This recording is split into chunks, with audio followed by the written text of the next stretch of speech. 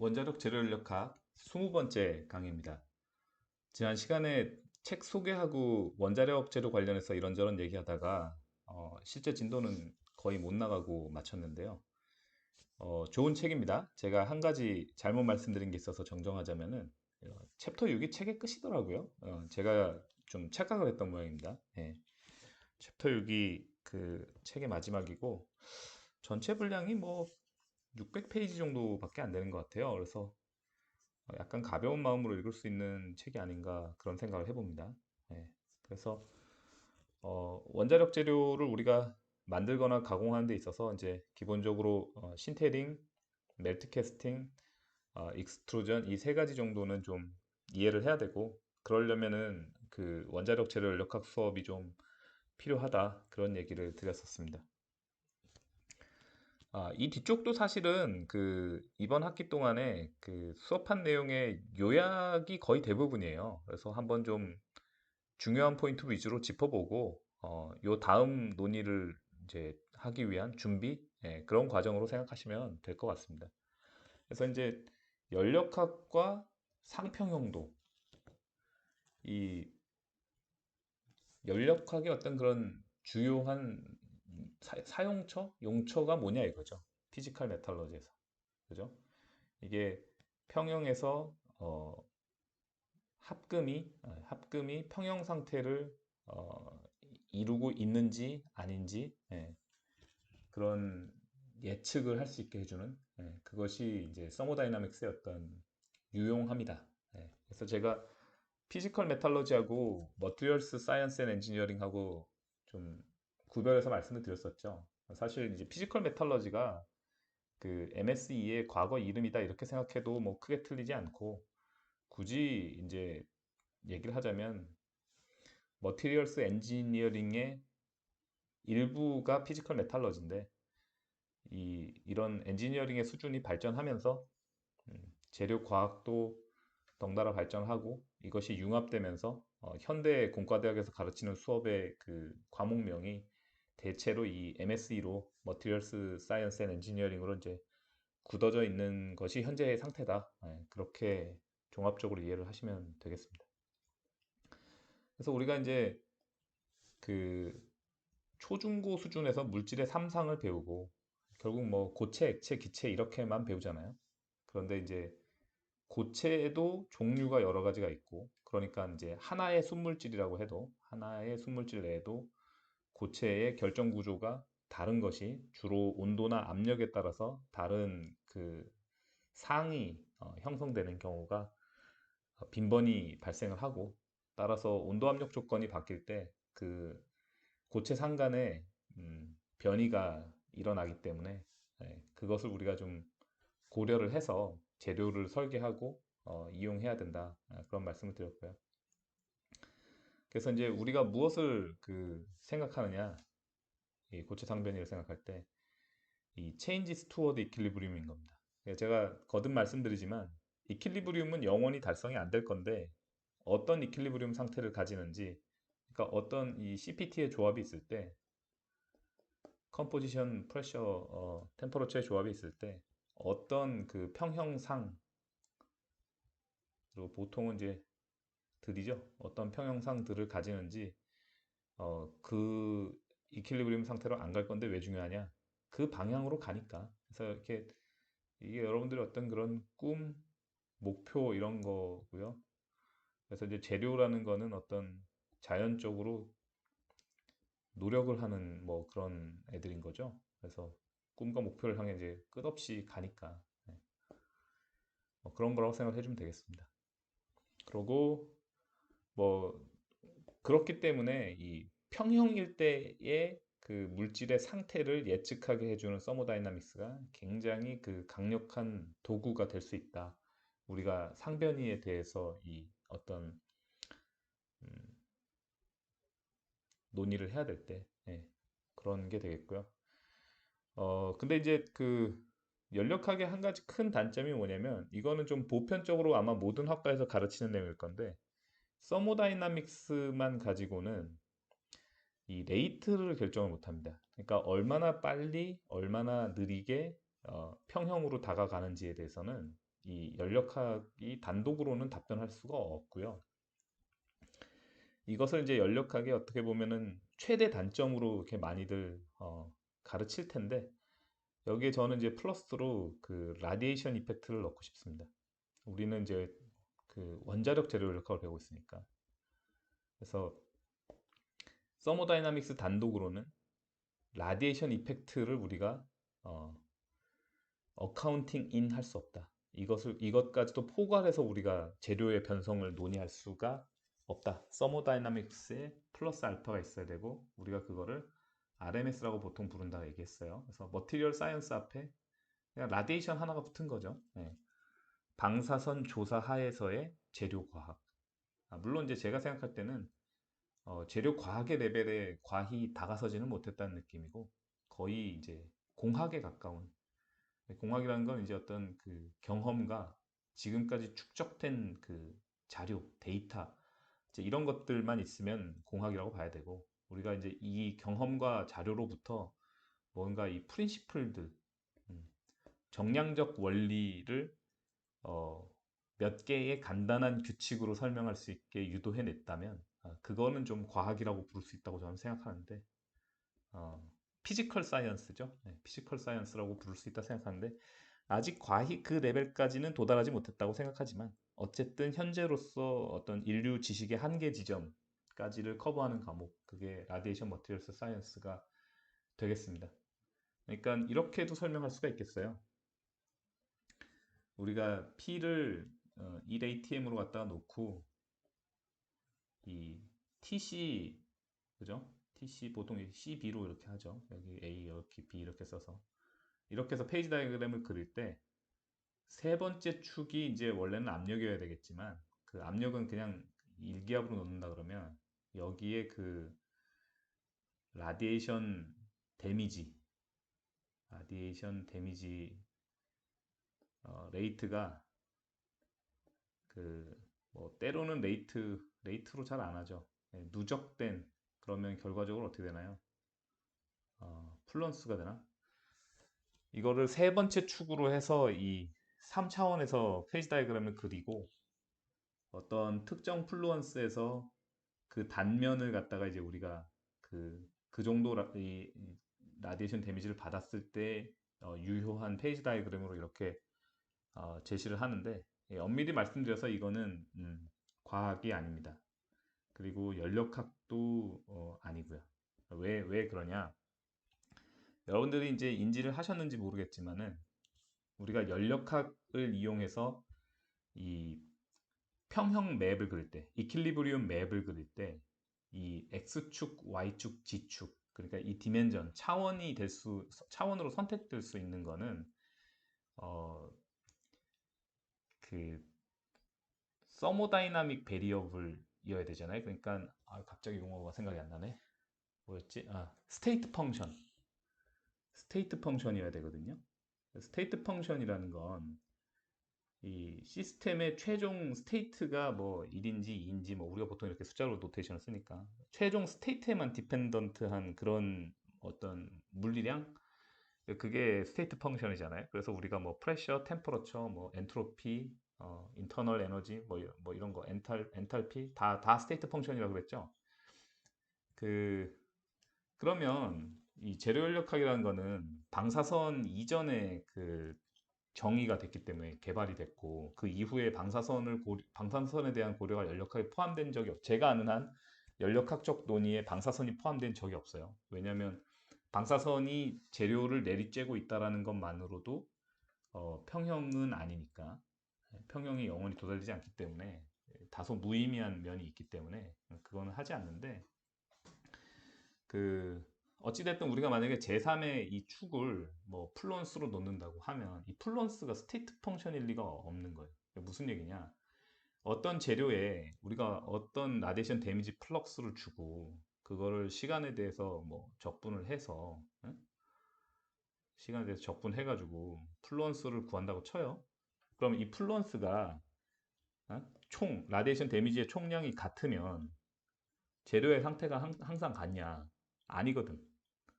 방사선의 종류가 무엇이었는지, 보통 방사선이 한 종류만 있지도 않죠. 종류들이지 방사선의 종류들이 무엇이었는지 그것의 각각의 에너지가 무엇이었는지 그죠? 그 다음에 심지어 여기에 플러스 알파로 이제 어떤 재료적 특성까지 들어가요. 그러니까 같은 종류의 방사선을 같은 에너지로 때려도 조사를 받는 재료가 다르면 거기에서 일어나는 현상이 어떤 정반대의 거동을 보일 때도 있단 말이에요. 방향을 가지고 논할 수 있는 현상에 대해서. 예를 들어서 뭐 그레인 바운더리로 특정 컨스티튜언트가 디퓨전을 하는데 어떤 경우에 다른 재료를 했더니 그레인 바운더리에서 반대로 디퓨전을 한다든지 그런 것들도 충분히 가능한 상황이란 말이에요. 그러니까 결론적으로 말하면 플루언스는 연력학에서의 스테이트 펑션으로 취급될 수가 없는 그런 물리량이고 따라서 페이지 다이그램의 어떤 하나의 축으로는 선택될 수가 없게 됩니다. 스테이트 펑션이 아니기 때문에. 그러니까 이런 문제점이 있어요. 이런 문제점이 있기 때문에 연력학은 원자력 재료공학에서는 좀 한정적으로 제한되게 참고될 수밖에 없는 거죠. 근데 그렇지만 뭐 반드시 알긴 해야 되는 겁니다. 그러니까 이렇게 얘기를 할게요.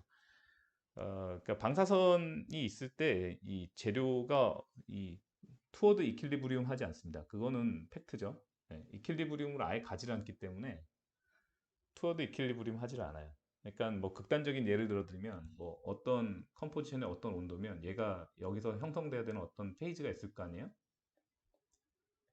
그러면 우리가 여기에 심지어 방사선이 있다 그래도 오랜 시간 이걸 지속하면 그래도 이 페이지로 가지 않을까라고 생각하실 수도 있는데 안 가요. 아예 반대로 막 저온상이 생기고 고온상이 생기고 이런 경우가 허다하기 때문에 가지 않습니다. 이쪽 방향으로. 그러니까 방사선은 시스템이 이퀄리브리움을 향해서 나아간다라는 그 연력학의 대전제를 부수는 경우가 굉장히 많기 때문에 어떤 간단한 몇 개의 정량적 원리로서 포괄할 수 있는 그런 영역이 아직 아닙니다. 그래서 어 근데 이건 말할 수 있어요. 이제 재료 연력학이라는 게 왜 출발점이라고 제가 계속 강조를 하냐면 우리가 스테이트 펑션이 아니니까 제3의 축으로 놓을 수 없는 그 플루언스를 어쨌든 제3의 축으로 놓는다고 한번 생각을 해보죠. 그럼 이거를 0으로 놓으면 어떻게 됩니까? 이제 물론 approximately equal to 0이지. 세상에 여러분 그 방사선을 안 맞고 있는 재료는 없어요. 지구상에 걸어다니는 인간과 모든 생물을 포함해서 방사선 지금 이 순간 방사선을 맞고 있지 않은 존재는 우주에 없습니다. 제가 단언할 수 있어요. 이 세상의 모든 물질은 항상 constantly being irradiated by radiation입니다. all sorts of radiation at various energy이기 때문에 이 세 번째 축을 우리가 플러스로 놓을 수 없지만 이걸 놓는다 그러면 이거가 approximately 0이면 그게 뭡니까? 그게 우리가 지금까지 논의했던 연력학입니다. 그러니까 이 연력학을 어떤 방사선에 관련해서 하나 더 차원을 만약에 확장할 수 있을지 그걸 제가 여러 개 고민을 해봤어요. 근데 일단 딜브레이커가 이퀄리브리움으로 안 간다라는 데서 일단 게임이 끝나버리고 그걸 무시한다고 치더라도 이게 없어요. 스테이트 펑션이고 아니고를 따지기 전에 어떤 것이 제3의 축이 되어야 되는지를 제가 생각해낼 수 있는 모든 공학적 개념을 총동원해봤지만 그런 건 없습니다. 왜 그런지 하나만 간단히 말씀드릴게요. 이 방사선은 쉽게 말해서 우리가 에너제틱 파티클을 달리 부르는 말이거든요. 그러니까 에너지가 높은 어떤 입자. 그게 이제 우리 몸에 들어오면 그럼 우리가 방사선에 맞았다 이렇게 재료에 들어가면 재료가 방사선에 맞았다 이렇게 얘기하기 때문에 기본적으로 얘들은 그 크리스탈 스트럭처를 무너뜨립니다. 그러니까 쉽게 말해서 녹여요. 로컬하게 녹여서 녹였다 다시 얼립니다. 얘들이 방사선이 얼리고 싶어서 얼리는 건 아니고 한번 생각을 해봐요. 이렇게 재료가 있는데 얘가 뭐 온도가 몇 도가 있든 녹진 않았을 거 아니야. 그러니까 우리가 고체 재료에서 적용되는 논의인 연력학 얘기를 하고 있는 거 아니에요, 그죠? 녹진 않았을 거 아니야. 근데 방사선이 들어가지고 이 재료의 어떤 부분에 충돌을 하면은 그 부분에 뭐 보통 한 수십 나노미터 정도를 아톰을 일순간 완전히 그 사실상 베이퍼라이제이션 시켰다가 물론 그 시간이 굉장히 짧으니까 순식간에 리퀴드 라이크 페이지로 가겠지만 하여튼 녹여. 네, 이렇게 가기 때문에 예, 뭐 평형상 이런 거하고 이제 관계 아예 없어지는 거고 그 다음에 이제 녹았다가 그 타임 스케일을 우리가 좀 길게 잘라서 본다 이거야. 그래서 녹은 건 순간이니까 그냥 무시하자 이렇게 하면은 그럼 어떻게 되냐면 녹았다 얼어붙으면서 얘네가 아톰이 이제 그 어레인지가 돼야 되잖아요. 어레인지가 돼야 되는데 어레인지 될 때 그 레귤러하게 되지 않기 때문에 디펙트가 많이 생깁니다. 그러니까 원래 크리스탈 스트럭처를 따라 가지고 이렇게 아주 아톰이 착착착 원래 그 온도와 압력 조건과 컴포지션에 상응하는 상으로 이렇게 고화가 돼야 될 텐데 그렇게 되지 않고 거기에 베이컨시나 인터스티셜들이 엄청나게 많이 생기게 됩니다.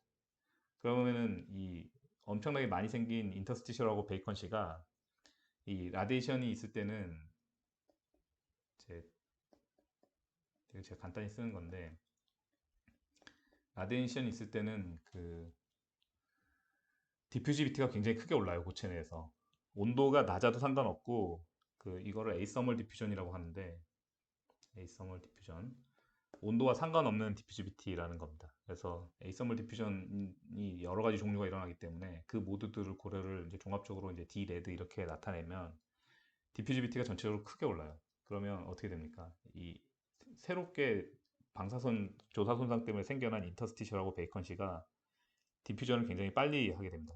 빨리 하게 되는데 어 그래도 이거 뭐 다 설명하기는 어려운데 결론적으로 그 인터스티셜의 디퓨지비티가 훨씬 높아요. 그러니까 인터스티셜이 아톰과 아톰 사이에 찡겨 있는 거기 때문에 이 인터스티셜의 존재로 인해 가지고 시스템의 프리 에너지 증가가 훨씬 더 크기 때문에 얘가 훨씬 더 모바일하게 됩니다. 무슨 얘기냐면 이 인터스티셜이 훨씬 더 빨리 움직인다는 얘기예요. 빨리 움직이면 어떻게 되느냐? 그러면 디스로케이션과 그레인 바운더리는 항상 재료 안에 있거든요. 이유가 그레인 바운더리는 우리가 싱글 크리스탈은 가격 때문에 거시적인 어떤 크기의 재료를 우리가 싱글 크리스탈로 만들어서 사용하는 경우는 매우 드물고요. 대부분의 경우에 그레인 바운더리가 많이 있게 됩니다. 그레인 바운더리는 쉽게 말해서 약간의 빈 공간이 있는 거잖아요. 그레인과 그레인 사이에. 그러니까 인터스티셜이 거기로 디퓨전해서 들어가게 되면 사라집니다.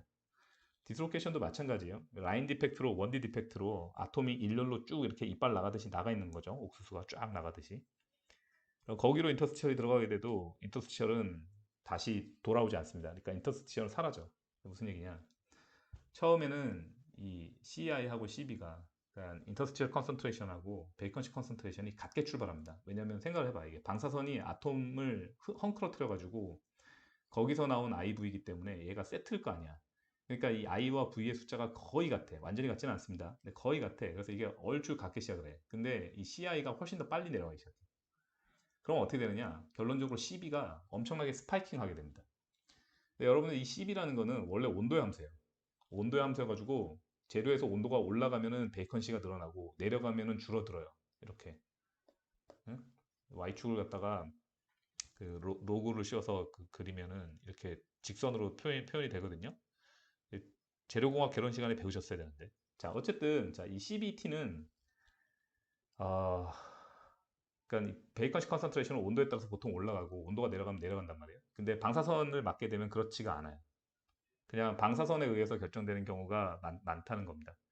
자, 그러면 이렇게 해석해 볼 수가 있어요. 우리가 이제 방사선이 없을 때 온도를 올리면 시스템이 이제 레티스 파라미터가 이게 서멀 익스펜전 때문에 커지거든요. 상변이가 없는 상황에서 이 레티스 파라미터가 커집니다.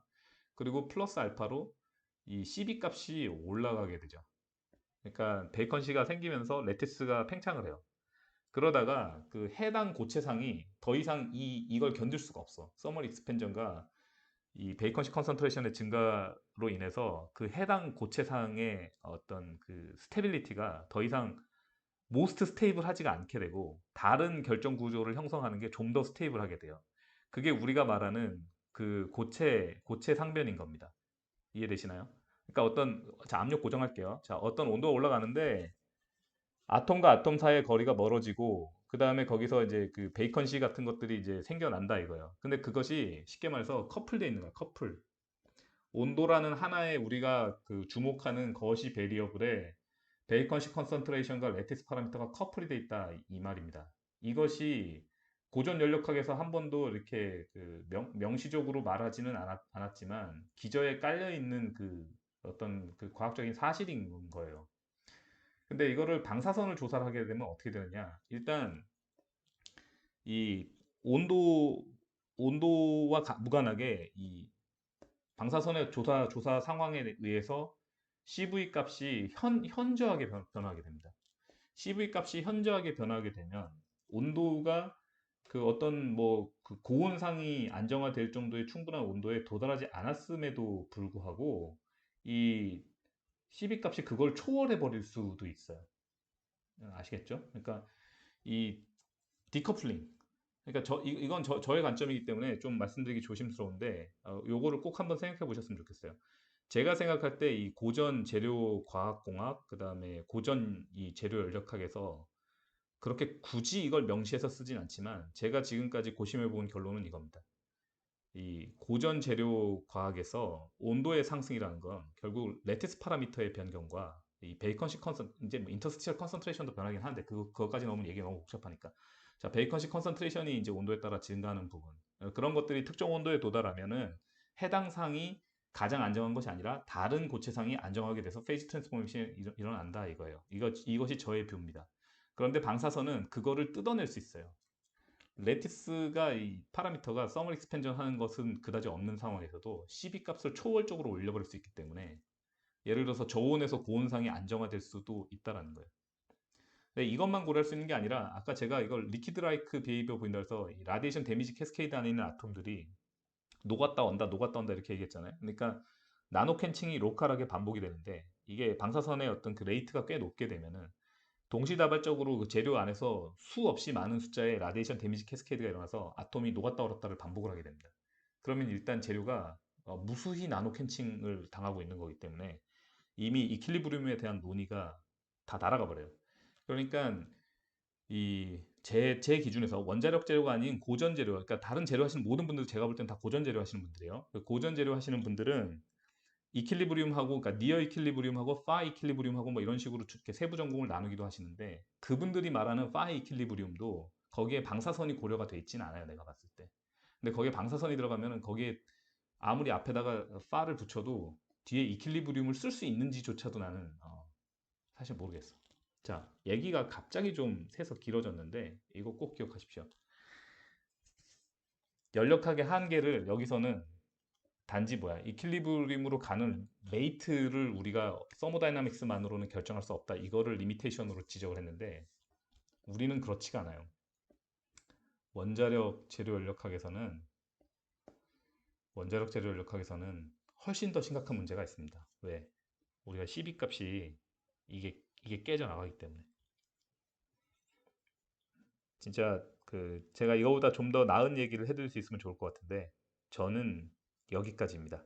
네, 이 이상 뭔가 더 체계화되고 정량적으로 시스템 해석을 할 수 있는 그 방사선 조사 하에서 어떤 그런 학문의 등장을 언젠가 뭐 저는 이제 더 이상 기다리진 않습니다. 왜냐하면 제 어떤 프레딕션에 의하면 제가 죽기 전까지 나올 것 같지는 않아서 뭐 더 이상은 이제 포기했는데 뭐 모르죠. 그 뭐 1800년대 후반에 물리학 발전이나 이런 것들 보면 언제 갑자기 인류의 역사가 이렇게 발전할 수 있을지도 모르는 거니까 언젠가는 방사선이 있는데 이런 재료 연력학과 유사한 정도로 그런 파워풀한 툴이 예측력을 제공하는 파워풀한 툴이 언젠가는 발명될지도 모를 일이죠.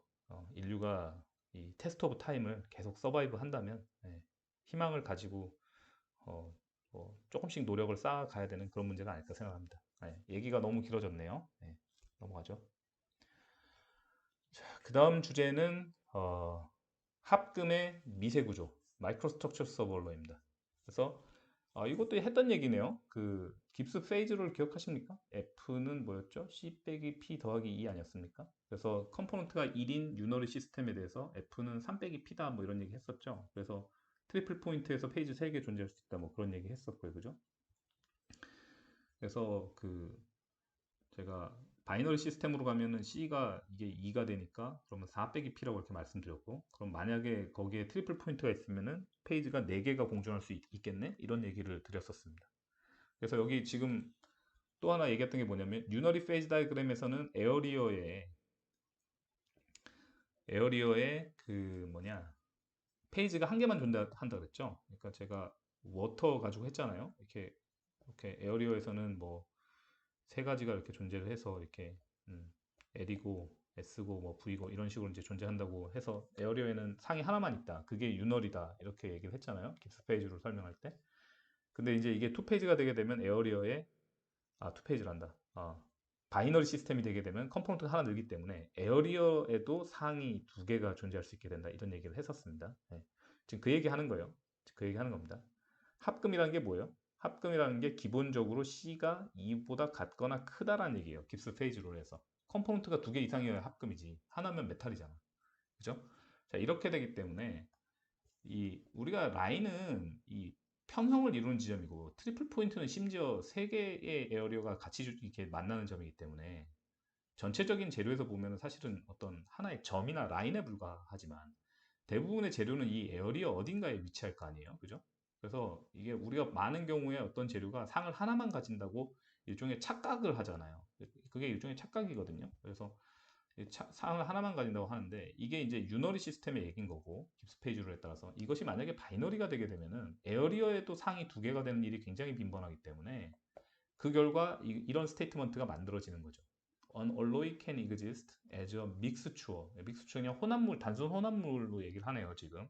그러니까 뭔가 케미칼 반딩, 그러니까 페이지와 페이지 사이의 케미칼 반딩에 대해서는 어떠한 얘기가 없죠. 예. 그러니까 페이지 바운더리에서 어떤 케미칼 반딩이 있다고 생각하지 않고 그냥 물리적으로 그냥 접합돼 있다 이런 느낌으로 좀 본다는 거겠죠. 믹스처 오브 one or more phases 아시겠죠? 네. 제가 그 첫 강의 때 보여드렸던 그 UGR 합금의 메탈러지 사진을 한번 보세요. 거기 보면은 두 개, 세 개 정도의 페이지가 이렇게 공존하는 메탈러지를 보실 수가 있을 거예요. 그래서 합금에서 그런 미세 구조가 발견되는 거는 흔한 일이다. 네. 자, 그 다음에 transformation occurs when the initial state of the alloy is unstable relative to the final state. 이것도 조금 좀 도식적인 얘기인데, 그러니까 상변이가 일어날 수 있다는 거죠. 네. 그 합금의 최초 상황이 unstable하다는. 그러니까 이거 어떻게 생각하면 되냐면 우리가 합금을 하나 만들었어요. 그럼 우리가 얘를 이렇게 솔리디피케이션 시켰어 녹였다가. 예? 그러면 처음에 뭐 감마 페이지가 생겨서 그다음 베타 페이지가 생기고 알파 페이지가 생겨서 이렇게 내려올 거 아니에요. 근데 이걸 우리가 되게 빨리 시켰다고 한번 생각을 해봐요. 빨리. 그러면은 이 시키는 속도에 따라서 감마, 베타, 알파가 다 섞여 있게 되는 경우가 많아요. 항상 그런 건 아니지만, 그러니까 얘는 뭔 상황이냐면 언스테이블한 상태인 거지. 그럼 우리가 얘를 갖다가 어떤 특정 온도로 올려요. 디퓨전이 충분히 활성화되는. 그러면 그 온도에서 얘를 오래 우리가 홀드를 하면은 이제 그걸 어닐링이라고 합니다. 혹은 히트 트리트먼트. 그러면 그 온도에 맞는 어떤 평형상이 형성될 거라고 우리가 기대를 하거든요. 사실 어닐링의 정의 자체가 그 평형상이 어느 정도 이상 충분히 형성이 돼서 사실상 이 합금이 평형 상태에 도달했다라고 판단될 때까지 하는 게 사실은 보통의 어닐링이거든요. 물론 이제 실험 목적에 따라서 일부러 다 이렇게 풀리 어닐되지 않게 하는 경우도 있고요. 자, 그 얘기를 하는 겁니다. 자, 다시 읽어보시죠. 자, transformation occurs when initial state of the alloy 이게 이제 unstable 할 때라고 했죠. 자, unstable relative to final state. 자, 뭐 이게 파이널 스테이트의 정의 자체가 이퀄리브리움 스테이트에 가까운 걸 말하는 거기 때문에 이건 뭐 좀 약간 동어 반복 같은 느낌이죠. 네. 정의가 반복돼서 말해지는 느낌. 자, 그래서 phases in alloy. 자, 이제 alloy가 뭡니까?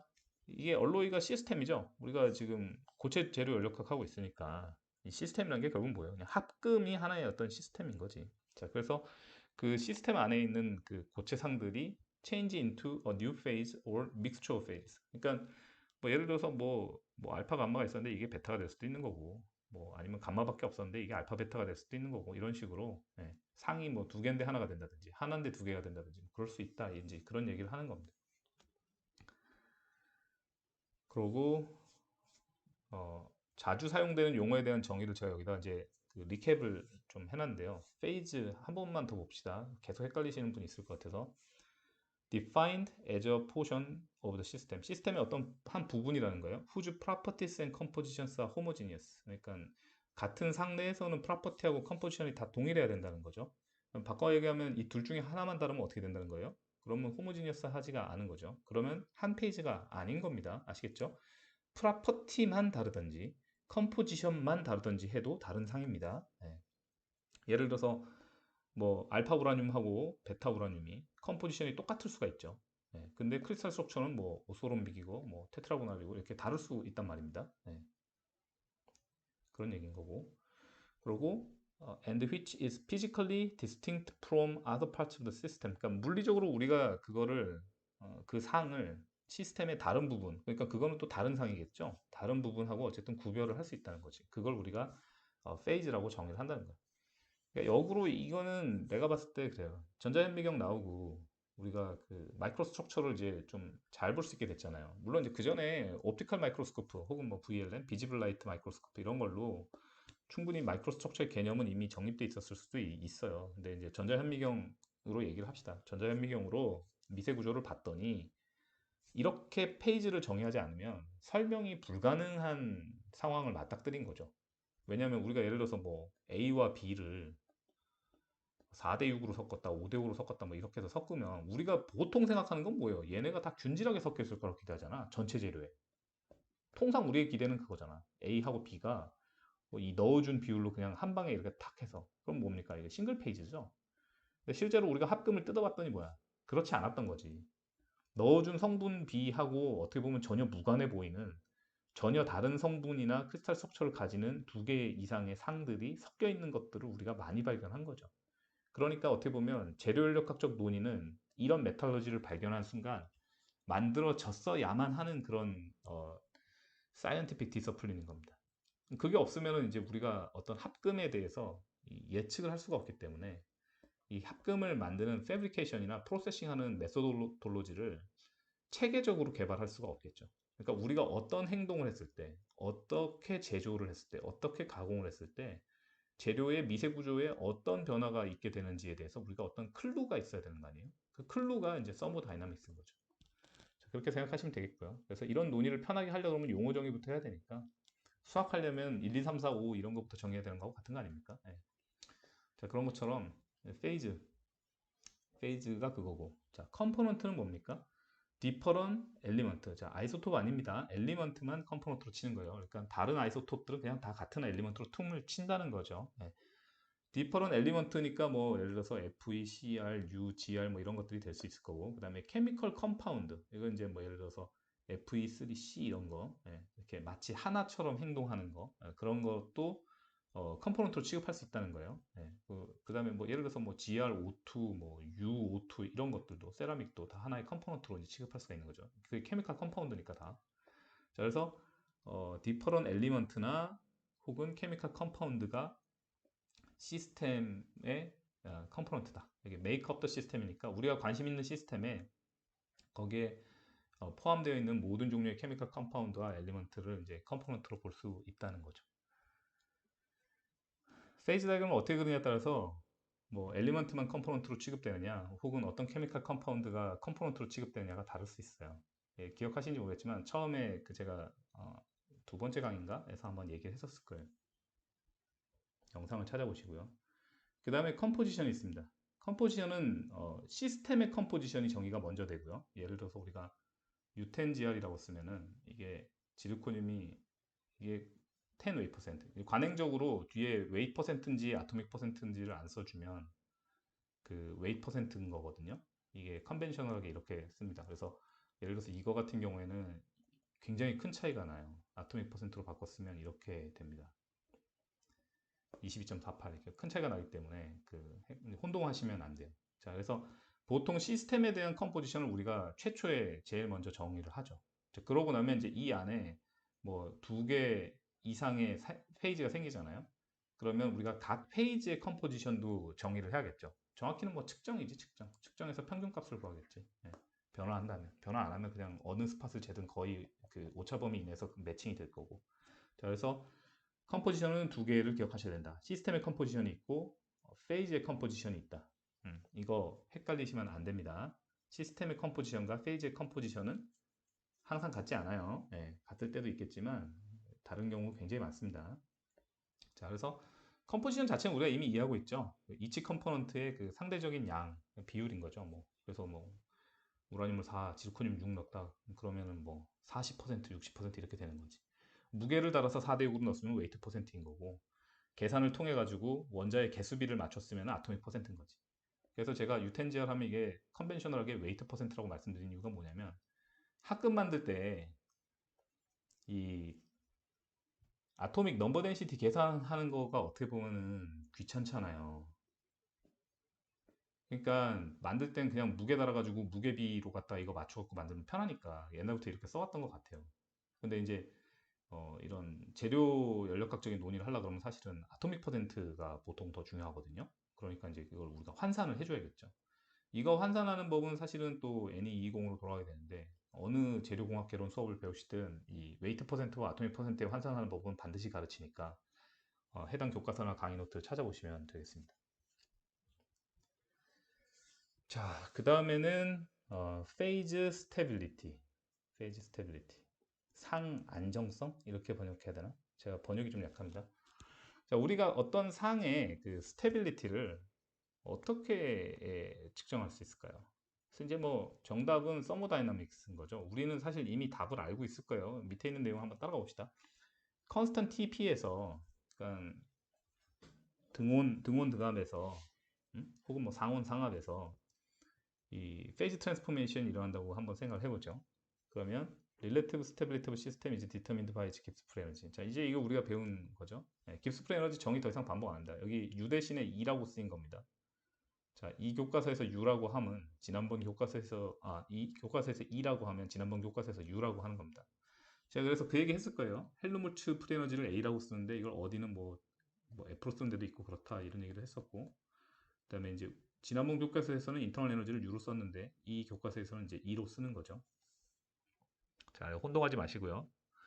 그래서 G의 정의는 이렇고, 그래서 E는 뭡니까? 토탈 카이네틱 앤드 포텐셜 에너지인 거죠. 네, 그래서 카이네틱 에너지는 제일 큰 거는 아토믹 바이브레이션이 있을 거고, 그 다음에 이제 병진 운동하고 회전 운동 에너지가 있을 수 있겠죠. 언제? 액체나 기체일 때.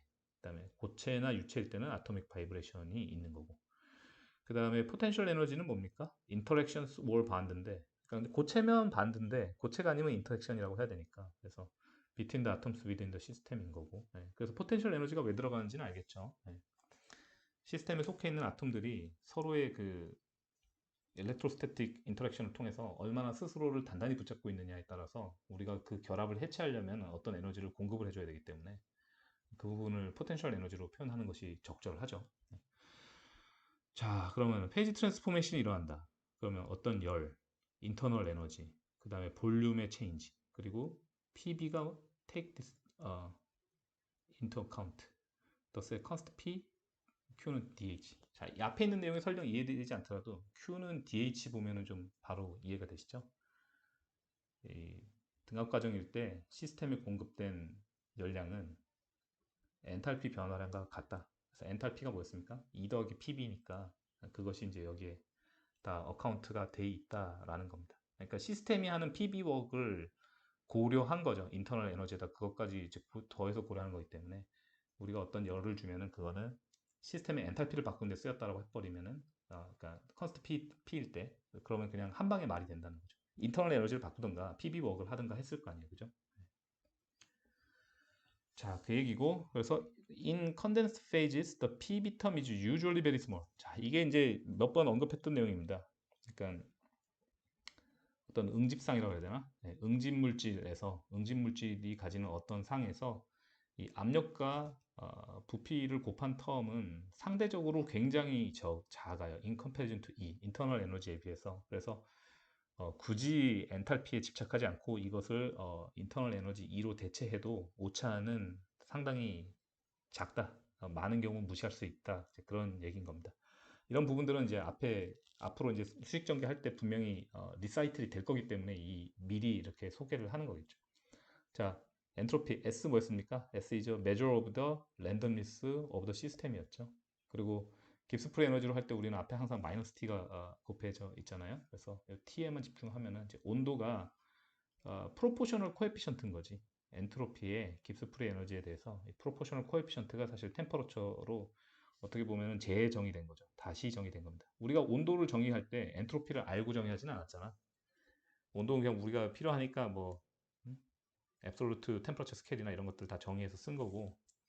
근데 나중에 이제 엔트로피라는 거를 유도를 해가지고 학문을 발전시켜서 옥질러리 펑션 중에 깁스프리 에너지라는 걸 만들고 나니까 그렇게 해놓고 나서 보니까 이 템퍼러처라는 거는 엔트로피의 어떤 그 프로포셔널 코에피션트로 이렇게 생각되어질 수 있구나. 이제 그런 결론이 나오게 되는 거죠. 그러고 엔트로피 정의는 뭐 이렇고 얘기했고, 자, 그래서 a system is said to be in equilibrium when shows no desire to change forever. 자, 이거는 이퀄리브리움에 대한 정의인 거죠. 즉, 그 이퀄리브리움 상태에 시스템이 도달하게 되면은 그 시스템은 외력의 작용이 없는 한 영원히 그 상태에서 다른 상태로 가려고 하지 않는다는 거죠. 그냥 그 상태에 머문다는 거죠. 그러니까 여기 다 우리가 했던 얘기들입니다. 했던 얘기들. 그러니까 지금까지 우리가 제로력학을 배우면서 페이지 스테빌리티에 대한 논의를 이제 다 한 거죠. 자, 그래서 important consequences of the laws of classical thermodynamics. 우리가 이제 클래시컬 thermodynamics of material을 다 배웠는데 거기에서 세 가지 법칙을 배웠잖아요. 그 세 가지 법칙이 어떤 약간 파이널한 컨클루전 같은 느낌이라 그래야 되나? 중요한 어떤 그런 결론, consequence. 그러니까 이제 결론 지어지는 거지. consequence. 다 합쳐서 생각해 보니까 결론이 뭐가 났습니까? 만약에 온도 압력이 변하지 않는 상태라면은, 그리고 클로즈드 시스템이라면, 클로즈드 시스템에서 이제 매스하고 컴포지션이 다 고정되어 있겠죠. 그죠? M과 C가 고정이 되어 있겠죠. will be in stable equilibrium if it has the lowest possible value of G.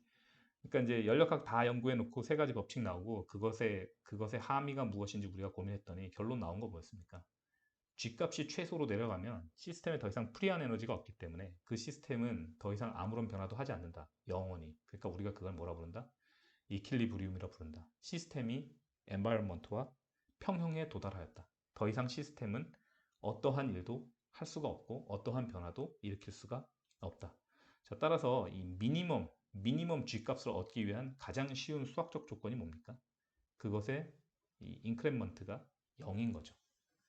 미니멈 G값을 가질 때 시스템이 그 G값 근처에서 우리가 시스템을 이 인피니시멀리 스몰한 플럭추에이션을 줬을 때 깁스 프리 에너지가 변화가 아예 없다는 겁니다. 드라이빙 포스가 없는 거지. 깁스 프리 에너지라는 건 나중에 얘기했지만 결국 드라이빙 포스예요. G가 높으면 얘가 떨어질 수 있는 상황이라면 어떤 하이 G에서 로우 G로 떨어지면서 그렇게 시스템이 이제 페이지 트랜스포메이션을 하는 건데, 그게 더 이상 안 되는 거지. 이제 완전히 바닥이 돼서 DG가 0이 되면 이 근처에서 인피니시멀하게 흔들렸을 때 기울기가 0이 되기 때문에 아무런 변화가 없게 된다. 이겁니다.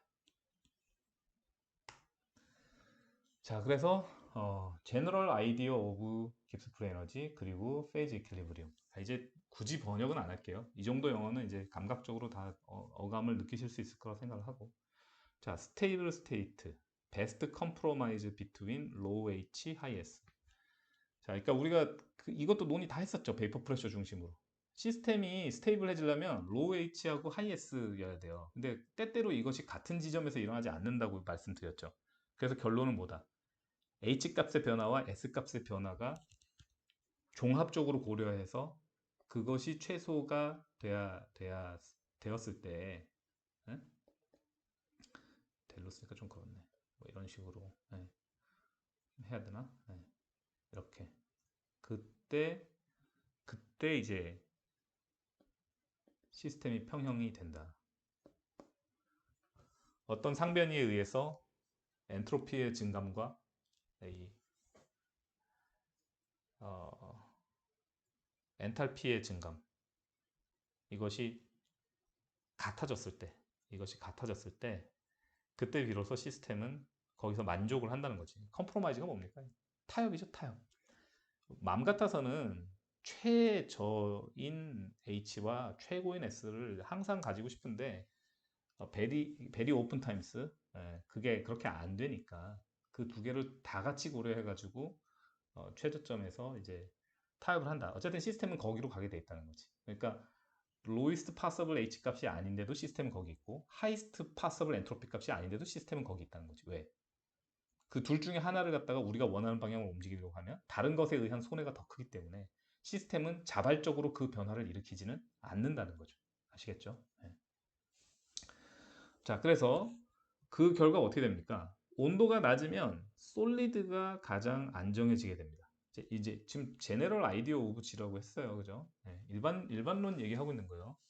가장 낮은 온도에서 당연히 솔리드가 제일 안정하죠. 왜 그렇겠습니까? 온도가 낮으면 이 S 앞에 T가 프로포셔널 코에피션트로 곱해지기 때문에 온도가 많이 낮아지게 되면 엔트로피 증가가 프리 에너지 감소에 아무 도움이 안 돼. 별 도움이 안 돼. 그러면 뭐야? 차라리 H 값이라도 왕창 낮추는 게 낫죠. H 값이 낮아지는 거 제가 뭐라고 했습니까? 엑소서믹 리액션이라고 그랬죠. 엑소서믹 리액션이라고. 그러니까 열을 방출을 해야 될 거 아니야. 방출하고 시스템이 더 낮은 에너지 상태로 가야지 엔탈피가 낮아질 거 아닙니까? 일반론적으로. 자, 그게 뭡니까? 그게 솔리드지. 이 시스템을 구성하는 컴포넌트 간에 결합이 더 단단해지는 거지. 더 단단해지는 거지. 그게 솔리드인 거지. 그게 단단하기 때문에 우리가 솔리드를 리퀴드나 베이퍼로 만들려고 그러면 에너지를 공급해줘야만 되잖아요. 레이턴트 힛을 줘야만 얘가 녹잖아. 네. 자, 스트롱기스트 아토믹 반딩이 뭡니까? 로우 H죠. 로이스트 인터널 에너지. 네. 엔탈피. 예, 물론 이제 로이스트 인터널 에너지는 2인데 PB텀 작다고 했죠? 네. 그러니까 그 얘기가 그 얘기다. 얘기예요. 그러니까 2가 거의 H니까 이렇게 쓴 겁니다. 혼동하지 마시고요. 네. 그래서 이 엔트로피가 증가해봤자 소용이 없기 때문에 로우티에서는 하이 엔트로피 페이즈가 그렇게 페이버러블 하지가 않은 거예요. 선호되지 않는 거야, 시스템에게. 아시겠습니까? 엔트로피가 높은 페이지를 기껏 형성을 시켜봤자 그 앞에 곱해지는 T가 너무 작기 때문에 그거보다는 엔탈피에 의한 손해가 더 크다는 거죠. 아니, 우리가 시스템을 구성하는 컴포넌트 엔탈피를 왕창 끌어올려야지 리퀴드가 되고 베이퍼가 되고 할 거 아닙니까? 그죠? CP를 갖다가 열심히 온도에서 적분해가지고 온도 올려줘야 되잖아. 자, 그 얘기입니다. 자, 그러면 설명 다 했죠? 고온에서는 어떻게 됩니까? 마이너스 TS 텀이 도미네이트 할 수밖에 없는 거죠. 네, T 값이 너무 커져 버렸으니까. 그래서 제가 얘기했죠. 이게 CP를 T로 나눠가지고 그 적분을 하기 때문에 예? 이 다음에 우리가 여기다가 어떤 상수온도 T를 곱하게 되는 거 아니야? 그 페이지 트랜스포메이션이 일어나게 된다면 이렇게 트랜스를 곱하게 되는 거 아니야? 그러면 이 T는 얘보다 항상 작을 거 아니에요. T 트랜스보다. 그러니까 먼저 나눠서 적분한 다음에 제일 큰 숫자를 곱해주니 온도가 올라가면 올라갈수록 이게 TS 값은 계속 커지는 거지. 네. 그래서 그 얘기를 하는 거예요. 그래서 이게 H하고 G 값의 이 갭이 결국 마이너스 TS가 갭이 되잖아요. 아니 G가 H-TS니까 결국 이거는 일종의 갭으로 해석될 수 있잖아. 그죠? 네, 갭으로 해석될 수 있기 때문에 갭이 계속 벌어지는 거예요. 왜? 엔트로피가 이렇게 정의되기 때문에 이걸 다 하고 나서 그 다음에 이제 온도로 곱하니 계속 벌어집니다. 네. 그래서 고온으로 가면 갈수록 엔트로피 텀이 G값에 미치는 영향이 이제 도미넌트해지고 그렇기 때문에 하이 엔트로피 페이즈인 리퀴드와 베이퍼가 선호되는 거죠. 리퀴드보다는 베이퍼가 더 선호될 거고. 그래서 phases with more freedom. 자, 여기서 이 프리덤이라는 말이 뭡니까? 이게 엔트로피인 거지. 랜덤리스, 프리덤. 네, 이게 엔트로피인 겁니다. phases with more freedom of atom movement. 자, freedom of atom movement가 뭘로 이어지게 돼 있어요? 하이 볼륨하고, 그죠? 하이 볼륨하고, larger number of arrangement가 되겠죠. 스파셜하게, 그죠? 네. 그리고 그 컴퓨레이셔널 엔트로피가 아니고 서멀 엔트로피도 어떨까요? 서멀 엔트로피도 시스템 에너지가 지금 보면 이게 고온으로 갔잖아요. 여기 H 값이 커지는 거거든. H 값이 커지면은 이제 퀀타이즈 돼 있는 에너지 레벨이 많은데 예?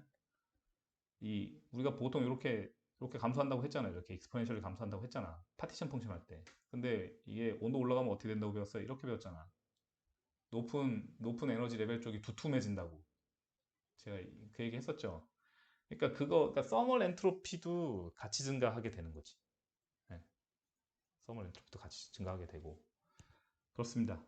이게 하나하나 차근차근 생각해 보면 지금까지 우리가 이거 제가 이런 단어 쓰면 안 되는데 우리가 지금까지 이제 그 밑밥을 다 깔았기 때문에 논의를 굉장히 이렇게 팍팍 진전시킬 수가 있어요. 아시겠죠? 네. 우리가 지금 이제 장기판에 어떤 말을 다 모은 것 같은 상태거든 현재.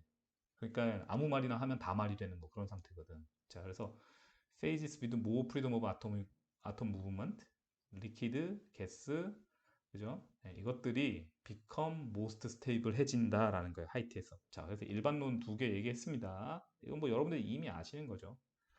자, 그러면은 이제 이 at high t를 갖다가 솔리드에다가 또 적용을 시킬 수 있겠죠. 솔리드 페이즈가 알파, 베타, 감마, 델타가 있다면, 이게 차츰 이렇게 고온상이라면, 아, 그러면 얘들이 이 자기보다 낮은 온도의 상에 대해서는 마치 리퀴드와 가스 같은 느낌으로 아톰 무브먼트가 더 프리덤 한다든지 뭐 그런 거겠구나라는 이제 그런 느낌을 좀 아시겠죠? 예, 그건 좀 짐작을 하셔야 됩니다. 아니, 그 솔리드, 리퀴드, 베이퍼에서 적용될 수 있는 얘기가 이 솔리드 안에서 솔리드 1, 솔리드 2, 솔리드 3에서 적용 안 될 이유는 별로 없잖아요. 유사한 논의가 가능할 거 아니겠습니까? 그러다가 L로 가겠지 이렇게. 그 얘기하고 있는 겁니다. 자, 그 다음에 if pressure changes are considered. 만약에 우리가 이제 압력 변화를 고려한다면, 자, 지금 이제 온도에 대한 논의는 다 했죠. 그러면 어떻게 됩니까? 요거가 르 샤틀리의 원리 기억나세요?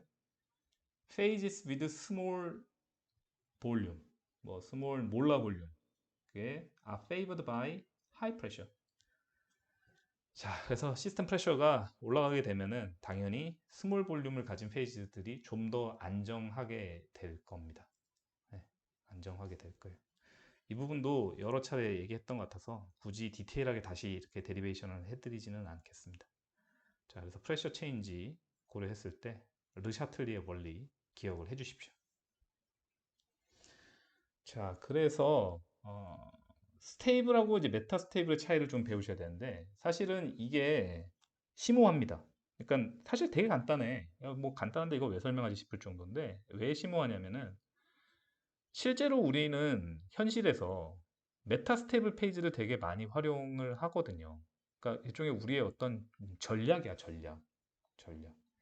이 스테이블과 메타 스테이블이라는 거는 어떻게 보면 이게 약간 기프트입니다. 인류에게 주어진 선물 같은 거랄까? 만약에 메타스테이블 페이즈라는 게 없었다면은 뭐 간단히 얘기해서 우리 지금 다이아몬드도 없어요. 그러면 쉽게 얘기해서. 네. 그러니까 이거는 또 뭐랑 연결이 되냐면 액티베이션 에너지하고 연결이 돼요. 그러니까 무슨 얘기냐면 이런 식이야. 우리가 옆에 그림 있으니까 이걸로 얘기할까? 우리가 어떤 시스템을 고온으로 가져갔다 한번 생각해 볼게요. 논의를 쉽게 하기 위해서. 그래서 지금 여기 보면은 이 Y축이 깁스 프레너지 G값이니까 여기가 제일 낮죠? 네? 제일 낮아. 그래서 우리가 이 밑에 보면 X축은 어레인지먼트 오브 아톰이거든요. 그래서 이 어레인지먼트로 이 크리스탈 스트럭처를 우리가 시스템을 가져가 고온에서. 응? 네, 그러면은 거기서 우리가 한참 온도를 홀드를 하면은 그 상이 전부 다 형성이 되겠죠. 그리고 난 다음에 진짜 0.00001초 만에 얼려 이거를 상온으로 확 떨어뜨려. 그러니까 쉽게 얘기해서 그 합금을 찬물에다가 얼음물에다 그냥 던져 넣었다고 생각하죠. 그럼 팍 하고 순식간에 다 식어버릴 거 아니에요, 그죠? 그러면 어떻게 되냐면은 얘가 여기에 다 형성이 된 애가 만약에 고온에 가면은 깁스 프리에너지 값의 변화로 인해서 프리에너지 그래프가 이런 식으로 변한다고 한번 생각해 봅시다. 만약에 로우 T에서 이게 이제 하이 T에서의 G라고 생각하고 그러면 얘가 지금 이렇게 됐으니까 얘가 당연히 이쪽으로 내려와서 다른 어레인지먼트를 해야 될 거 아니에요? 로우 T가 됐잖아. 근데 여기 이렇게 범프가 있잖아. 이렇게 월이 막고 있잖아. 이게 액티베이션 에너지 배리어. 이건 고등학교 때도 이제 케미컬 리액션 할 때 다 배우죠. 그러니까 여기서 이리로 넘어가는데 한참 걸리는 거야. 왜냐면 우리가 이 재료를 한번 상온으로 낮춰서 얼린 다음에는 고온상을 지금 얼린 거거든. 고온상을 얼려서 얘가 지금 온도가 낮아졌는데도 불구하고 이 저온에서 안정상으로 안 가. 그냥 고온에서 안정상을 그냥 유지해 버려. 액티베이션이 이게 높은 거야. 그래서 이거를 상온에서의 그 낮은 디퓨지비티로 이거를 아톰이 하나 넘어가서 뭐 디퓨저널 트랜스포메이션을 하든 디퓨전리스 트랜스포메이션을 하든 보통 이제 디퓨저널 트랜스포메이션일 텐데 아무튼 그런 트랜스포메이션을 해서 얘가 되기에는 사실상 거의 영원에 가까운 시간이 걸리는 거지. 그러면 얼마나 편리합니까? 우리가 만약에 재료의 물성이 고온상 물성이 더 마음에 들어. 그래서 이거를 상온에서도 쓰고 싶어. 어떻게 하면 돼요? 고온에서 고온상 다 만들어갖고 팍 하고 얼려. 그럼 상온에서 그냥 쓸 수 있는 거야. 안 바뀌어. 인간의 관점에서는 거의 영원이라고 해도 좋을 정도로 안 바뀌어. 언레스 뭡니까 언레스. 그걸 이제 여러분들이 다시 그 고온에 가져가서 쓰기 전에는. 근데 이제 뭐 이 원래 고온상이 형성되는 고온에 가져가면은 그게 또 상이 안 바뀌겠죠. 근데 이 고온상에서 내려와서 상온상이 생기긴 하는데 거기서 온도는 좀 높은 뭐 그런 상황에서 오래 쓴다? 그러면 상이 풀리겠지. 어닐링이 되는 거니까. 자, 그래서 제가 기프트 혹은 스트라테지로 볼 수 있다고 말씀드렸는데 이 스테이블, 메타 스테이블 이런 것들 이게 굉장히 그 working in favor of human being인 겁니다. 인간의 관점에서 굉장히 우리를 돕는 어떤 그런 현상이에요. 이 액티베이션 배리어라는 게 이거 조금 제가 좀 거친 비유를 하겠습니다. 여러분들이 신분제 사회를 살고 있어. 천신만고 끝에 과학을 열심히 해가지고 여러분들이 영국 여왕님한테 나이트도 받고 바론도 받아가지고 로드 켈빈처럼 여러분들이 귀족이 되는 거야. 귀족이라 하는데 이제 프랑스 대혁명처럼 대혁명 나면은 귀족들 다 목 잘리겠죠. 그러니까 대혁명이 나지 않는 이상 뭐야? 자기가 한번 액티베이션 배려를 넘어서 귀족이 되고 나면 거기서 아주 따뜻하겠죠. 등 따시고 배부르겠죠. 뭐 그런 거하고 비슷한 겁니다. 자, 나중에 또 같은 얘기 할 테니까 일단 이 내용을 읽어보죠. For all conceivable configurations. 그러니까 어떤 뭐 순물질이든 뭐 바이너리 얼로이든 터너리 얼로이든 그 원자를 배열할 수 있는 그런 컨피그레이션이 가능한 컨피그레이션을 모조리 다 고려한다고 생각해 보죠. 그러면 이제 컨피그레이션이 뭐 연속적으로 숫자로 사실 표현될 수는 없기 때문에 이렇게 말처럼 쉽게 X축으로 표현될 수 있을 리는 없을 테지만 아무튼 그걸 우리가 스키마틱하게 그걸 X축으로 놓을 수 있다고 한번 생각을 해보자는 거예요. 그러면 뭡니까? 스테이블 이퀄리브리움 컨피그레이션은 가장 G값이 낮을 때 그때의 컨피그레이션이 되는 겁니다.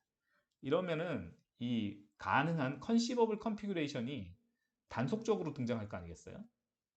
그러니까 디스크리트하게 그것도 자연스럽게 해결되는 게 뭐냐면은 쉽게 말해서 스테이블일 때하고 메타 스테이블일 때 그 어떤 파티큘러 어레인지먼트만 우리가 볼 때는 자연에서 관찰이 되지. 이 중간에 이론상으로 가능한 많은 어레인지먼트가 있겠지만 얘들은 다 언스테이블 페이지이기 때문에 빠른 시간 내에 사라져서 우리 눈에는 잘 뜨이지가 않습니다. 우리가 억지로 얘를 이 상태에서 캔칭해가지고 보지 않는다면은 우리가 그걸 보지는 않아요. 그리고 연구할 가치도 별로 없지. 왜냐면은 활용하기가 어려우니까. 인간의 연구 대상이 되는 거는, 그러니까 시스템 오브 인터레스트는 뭡니까? 활용 가치가 높아야 될 거 아니야. 그러려면은 그 시스템의 프로퍼티가 우리한테 그 인 페이버 해야 돼. 우리한테 좋은 프로퍼티여야 되고, 그다음에 또 하나는 그게 만들기가 쉬워야 돼. 만들기가 너무 어려우면 시스템 성능이 안만 좋으면 뭐 합니까? 가격이 그 효용을 뛰어넘는데. 그러면 더 이상 공학이 아닌데. 그럼 그때부터는 그거는 귀족의 취미지. 자, 그런 거기 때문에 이 컨시버블이라는 단어가 좀 생소하실 수 있는데 하여튼 뭐 가능한 모든 컨피그레이션이라는 거야. 그 중에서 뭐가 이퀄리브리움 컨피그레이션이냐? G값이 제일 낮은 거. 모든 가능한 컨피그레이션의 G값 중에서 제일 G값이 낮은 거. 그때가 스테이블 이퀄리브리움 컨피그레이션인 겁니다. 자, 그래서 various atomic configurations represented by points along the 앱시저. 그래서 앱시저는 이제 쉽게 말해서 X축이라는 뜻입니다. 가로축이라는 얘기입니다. 가로축. 가로축을 따라서 이 포인트들로 리프리젠트, 제가 리프리젠트라는 단어 좀 썼었죠. 뭐 상징되어지는 겁니다. 너무 어렵게 생각하지 마십시오. 교수님 이 그래프 말 안 되는 것 같은데 이렇게 말하지 마세요. 이거 스키마틱 다이어그램입니다. 스키마틱 다이어그램은 우리가 그 논의하고자 하는 포인트를 가장 편리하게 보여주기 위해서 웬만한 거 다 무시하고 심플하게 그리는 걸 말하는 거예요. 모식도죠, 모식도. 도식. 자, 그러고 자, 그럼 스테이블 이퀄리브리움 컨피그레이션, 스테이블 이퀄리브리움 페이즈 같은 말이죠. Configuration A would be the stable equilibrium state. At this point, 깁스플 에너지 변화 인피니시멀하게 제로죠. G는 미니멈을 가집니다. 더 이상 설명 안 하겠습니다. 자, 그럼 메타스테이블은 뭡니까? 이미 많은 분들이 친숙한 정의일 수도 있어요. 컨피그레이션 B가 그 예로 주어져 있죠. 여기 로컬 미니멈 이거에 집중해서 보시면 됩니다. 참고로 미니멈이 단수고 미니마가 복수입니다. 그래서 이제 로컬 미니마들이 있는데 그 중에서 이제 로컬 어떤 하나의 로컬 미니멈을 보여준 거죠. 그래서 모든 로컬 미니마는 메타스테이블 이퀄리브리움 페이지겠죠, 그죠? 그렇게 생각하시면 됩니다. 이게 여러 개 있는 경우도 있을 거 아니야, 메타스테이블 페이지가. 자, 그래서 컴프레이션 B, 로컬 미니멈 G. 자, DG는 여전히 0이죠. 그렇지만 G가 G 미니멈은 아니게 됩니다. 그것이 메타스테이블 페이지가 되겠습니다. 자, 그 다음에 언스테이블은 뭡니까? 나머지 다죠, 나머지 다. 나머지 다가 이 포인트 두 개 빼고 나머지가 다 언스테이블이고 모멘타릴리 제가 빨갛게 놨습니다. Realized in practice. 현실 세계에서는 굉장히 짧은 시간 동안에만 이 상들이 존재한다. 이어서 이제 짧다는 건 relatively short time이라는 겁니다. 상대적으로 짧은 시간 동안만 존재한다라는 거예요. 자, 그래서 읽어보죠. If the atoms arranged in an intermediate state, 어중간한 상태에 arranged 있다. They will rapidly rearrange into one of the free energy minima. 자, 그래서 미니마죠, 그죠? 네. 메타스테이블이든 스테이블이든 그 중에 하나로 빨리빨리들 갈 거다라는 거죠. 마치 분수령이죠.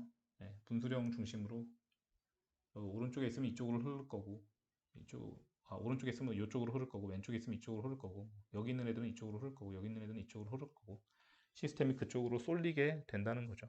네. 이퀄리브리움 투워드 이퀄리브리움. 자, 앞에 다시 또 돌아가 볼까요? 맨 처음에 나왔던 것 같은데 changes toward equilibrium 아시겠죠?